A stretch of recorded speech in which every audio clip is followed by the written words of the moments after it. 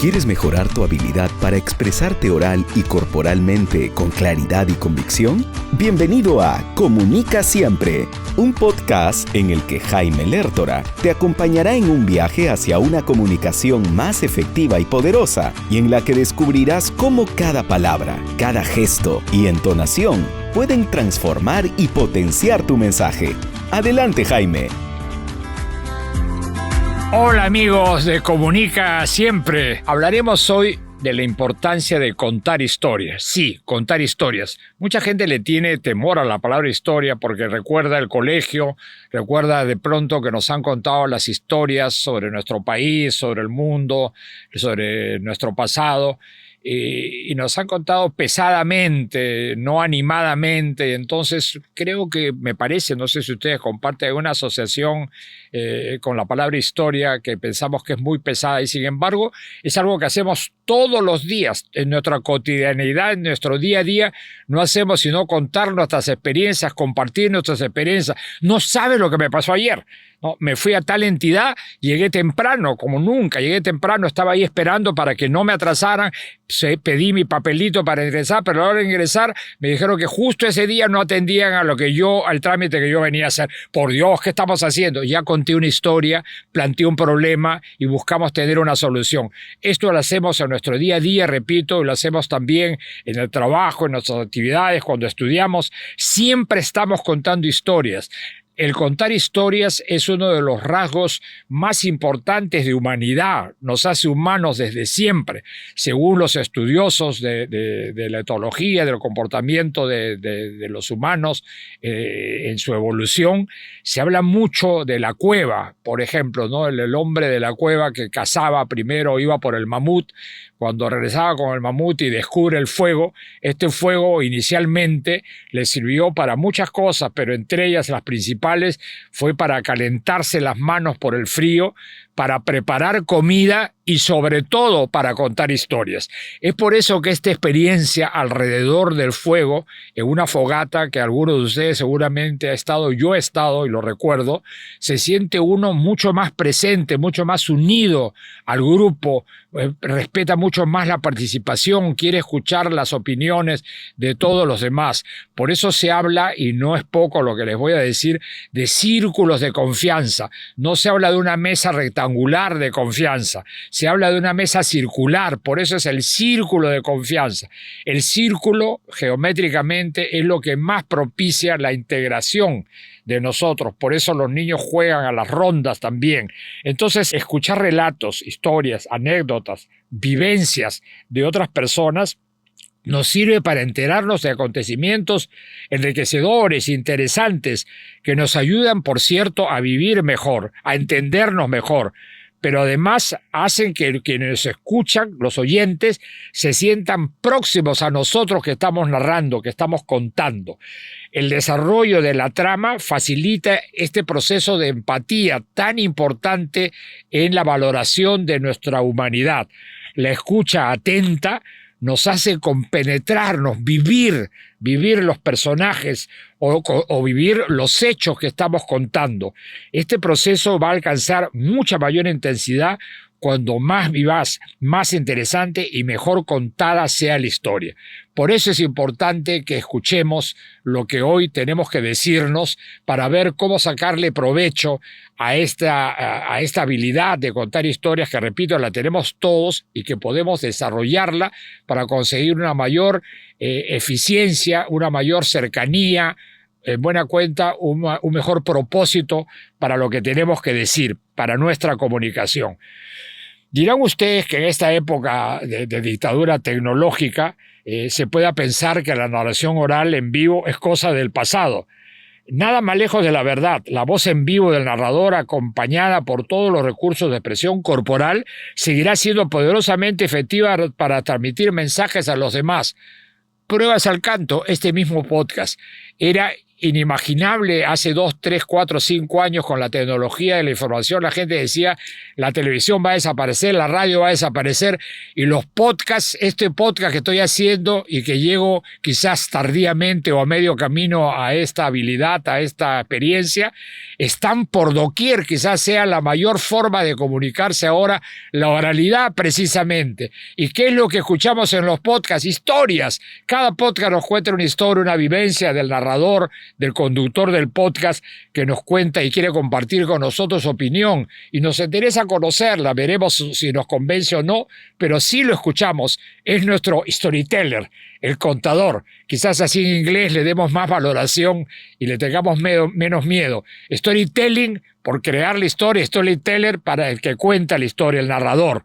A mí me encanta escuchar historias, cuando están bien contadas, por cierto. Cuando están mejor contadas, mejor aún. Encuentro en ellas una ventana por donde puedo ver y oír y enterarme de hechos asombrosos y sentirme como si estuviera participando, inmerso en el relato. Lamentablemente no son muchas las oportunidades que tengo para escuchar historias bien contadas, pero por eso mismo aprecio mucho la ocasión cuando se presenta. Cuando esto pasa, mi atención es extrema y me quedo literalmente pegado al narrador sin perderme detalle alguno del relato. Tal es para mí la fuerza y el impacto que tienen las historias. Miren, me viene a la mente ahora, y esto es un ejercicio que yo hago ahora con ustedes, y ustedes lo están haciendo mientras yo hablo, estoy seguro. Siempre que alguien cuenta algo, el resto empieza a imaginar. El resto empezamos a imaginar y acordarnos de vivencias parecidas y contadas. Por eso, cuando terminamos de escuchar a alguien, decimos, a mí me pasó algo parecido, o tengo un primo que vivió algo así, y entonces intercambiamos las historias por competir cuál es la que nos resulta más interesante. Cuando esas historias son breves, son emocionales, cuando casi no tienen palabras, todavía a mí me impacta mucho más. Recuerdo un querido amigo contándome un día mientras íbamos a comprar un desayuno para regresar a donde el grupo, me dice, mira Jaime, estoy con pena porque ha muerto mi tía Elisa, allá en Lambayeque, estábamos aquí en Lima nosotros. Ha muerto mi tía Elisa, me hubiera gustado muchísimo acompañar a mis primos. Mi tía Elisa era una mujer buenísima, a mí se me quedó de niño muy marcado, me dice mi amigo Carlos, se me quedó muy pegado, muy marcado cuando ella decía, siempre cocino un poco de más por si alguien viene. ¿Escucharon bien?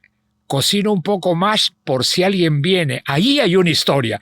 Esa es una historia emocional, una historia de amor, una historia de afecto, una historia de dar sin recordar y recibir sin olvidar. Leí alguna vez que el escritor Gabriel García Márquez, en un curso que dictaba sobre cine, un curso de cine que él dictaba, les muestra a sus alumnos una fotografía de un velorio, ¿no? Unas personas estaban asistiendo a un sepelio, mejor dicho, un sepelio en medio de una lluvia torrencial, y estas personas estaban provistas de paraguas, y García Márquez señalando a sus alumnos señalando en un paraguas, uno de los paraguas le dice, miren alumnos, en este paraguas hay una historia.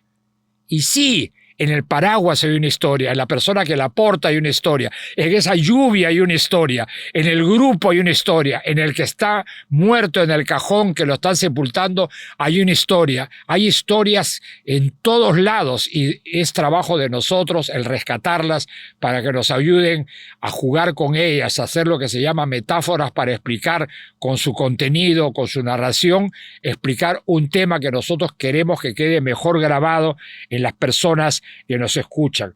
Es cierto que estas historias escondidas debajo de los paraguas, camufladas en los espejos, encerradas en los cajones, todos nosotros podíamos contar miles de historias fascinantes y las seguimos construyendo, repito, a cada instante, en cada uno y con cada uno de nuestros actos, sobre todo cuando estos están encaminados a hacer realidad nuestros sueños. Quienes asisten voluntariamente y no obligados a escuchar una exposición, una presentación, una charla, lo hacen porque quieren conocer al expositor. Digo conocer al expositor, lo que él tiene que decirnos, apropiarse un poco de su experiencia, de sus vivencias, no a que nos lea un libro en voz alta, sino lo que él piensa de la lectura de ese libro, de lo que piensa de esa teoría que ha leído, de qué vivencias ha tenido, qué experiencias ha tenido con esa fórmula, con esa historia, con esa teoría.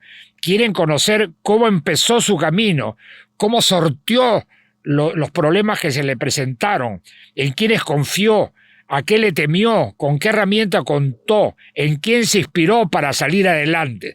Quieren saber detalles de su historia porque les parece interesante, importante, inspiradora, digna de emular.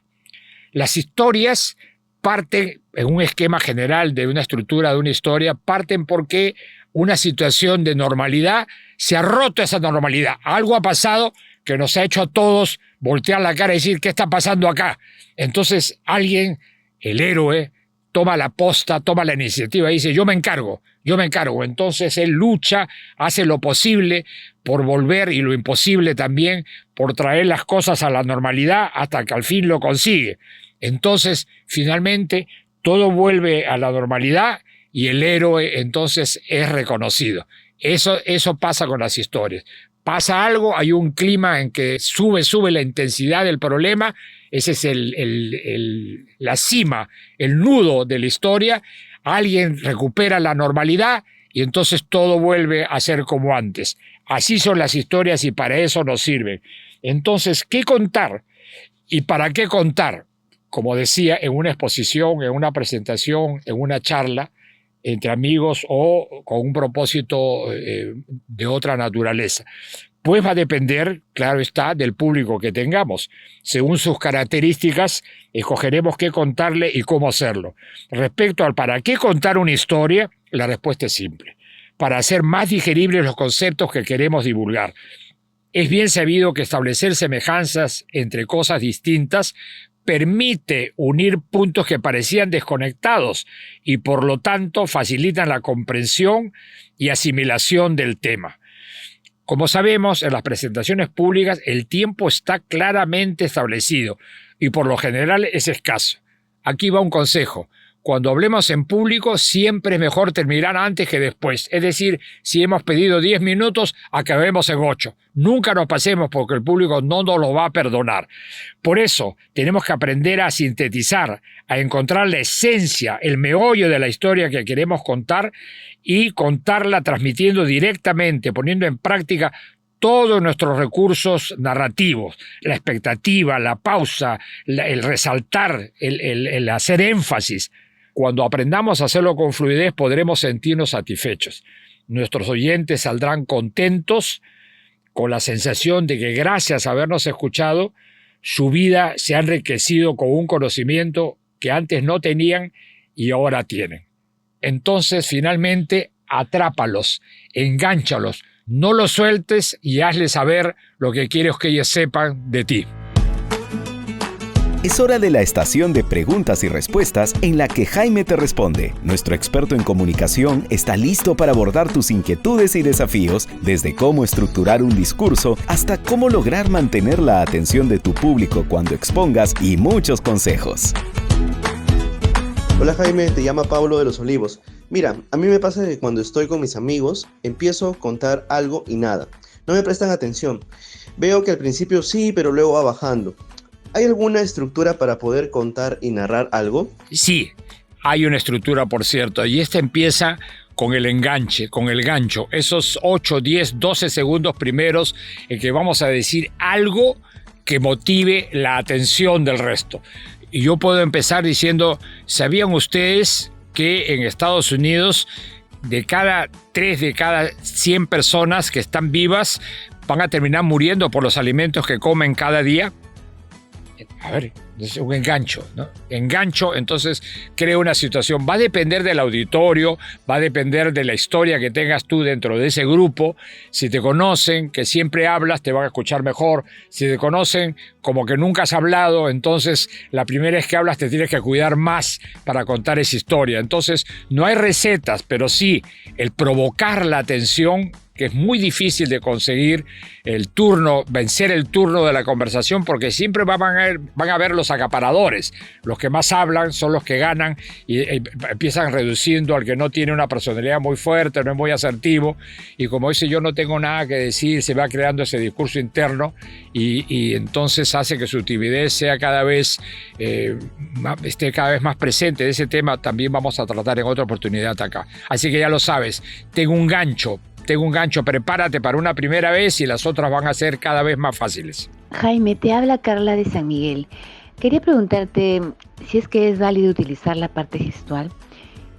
Quién sabe, me levanto, hago como que mímicas, no sé, para darle más fuerza a mi discurso. Es clarísimo, por cierto que sí, hablamos con la voz y con el cuerpo. Escuchen, amigos, nuestra voz y el cuerpo hablan a la vez, son un instrumento. Nuestra piel, que es el órgano más grande que tenemos, es como un tambor que bien templado vibra todo. Recuerden ustedes, si alguna vez han tenido que lanzar un grito desmesurado, cómo les ha quedado el cuerpo, no la voz nada más, sino el cuerpo, uno se queda temblando porque es todo el cuerpo que recibe las ondas, ayuda a soltar esa voz con ese volumen, con esa intensidad. Entonces la expresión facial que acompañe lo que estamos diciendo es clarísimo que va a ayudar muchísimo a la comunicación. Esas personas que dicen, mire, estoy muy contento de estar junto a todos ustedes, una alegría que me llena, que me invade. Pues ni en el tono de la voz ni en la cara, que no expresa nada, se ve la alegría. Yo no veo que estés alegre y no siento en tu voz que lo estés. Entonces sí, es necesario que logremos unir la voz y el cuerpo en la expresión. Amigos, gracias por escucharnos. Hoy hablamos, como ustedes se lo han comprobado, de contar historias, de la importancia que esto tiene en el ejercicio de nuestra comunicación diaria. Siempre estamos comunicando, pero siempre también estamos llevando esta comunicación al nivel de historias. Mira lo que me pasó. ¿Saben lo que le pasó a fulano? Un amigo de un amigo le pasó esto antes de ayer. Estas expresiones hacen que nosotros tengamos necesidad de contar estas historias cada vez mejor, para utilizarlas, digamos, bien contadas, para utilizarlas en nuestro día a día, ya sea cualquiera fuera la actividad que realizamos.